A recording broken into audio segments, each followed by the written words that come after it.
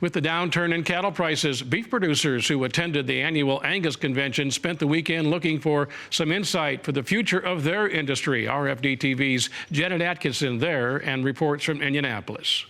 Well, as you can expect, whenever you've got cattlemen coming together, there's one big question that's on their mind. It's all about the cattle market and where is the cattle market headed. Well, one gentleman here is trying to answer those questions for folks. We have Mike Murphy. He is with CattleFax. He is the risk management specialist. And Mike, you had the chance to talk with cattlemen. Tell us what was the message for him.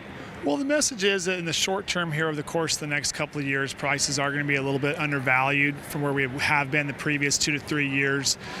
We'll be looking at calf values probably closer to $1.20 to 3,500 weights.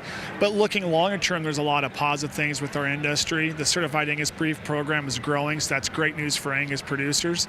So we got to be optimistic longer term as we go through this cattle cycle. So what are the 2017 market expectations? So as we look at the market next year, we're going to have more of a seasonal market. We know a lot of cow-calf producers have held calves from the fall of 16 looking for better values. Those values will go up into the spring of 17. We should have calf values for like a 5.5 weight get back towards $1.45 to 50, and then next fall pull back in towards $1.20 a hundredweight as you look at your spring-born calves of 2017.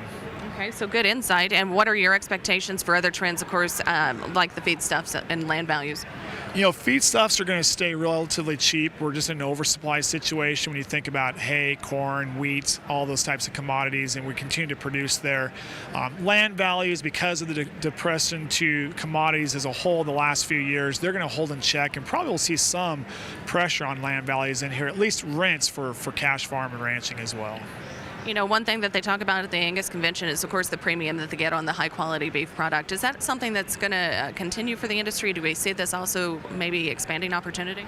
Yeah, you know, Certified Angus Beef has been a great branded beef program, the most successful ever, and will continue to be that way, at least in our estimation. Those premiums are about $50 a head on a fed animal, and when you really dig down into the data, you see that value coming back to the cow-calf producer if you're selling those Angus calves, and so nothing to suggest otherwise as we look forward here.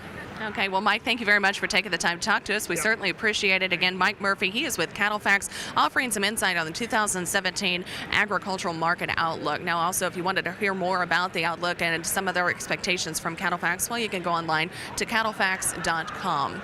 On the road in Indianapolis, I'm Janet Adkison, RFD-TV News. All right, Janet, and for more information on next year's convention already being planned, you can go to angusconvention.com.